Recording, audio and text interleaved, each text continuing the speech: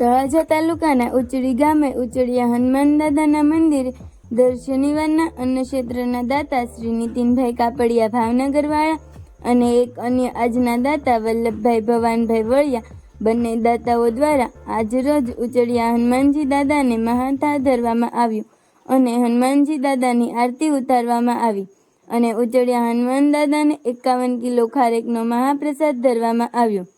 ખારેકનો પ્રસાદ નાની નાની બાળાઓ વ્રત કરનારને પ્રસાદી રૂપે આપવામાં આવ્યો અને નીતિનભાઈ કાપડિયા ભાવનગરવાળા દ્વારા વલ્લભભાઈ વળિયાનું સન્માન કરવામાં આવ્યું। મહાપ્રસાદ લઈને ધન્યતા અનુભવેલ અને સૌનો શ્રી દાદા મહાદેવ સેવા ટ્રસ્ટના ઉપપ્રમુખ ભરતભાઈ ઠંડ દ્વારા સૌનો આભાર વ્યક્ત કર્યો હતો અને ભરતભાઈ ઠંડ દ્વારા જણાવવામાં આવ્યું કે બહાર ગામેથી આવતા દરેક દાદાના ભક્તોને જણાવવાનું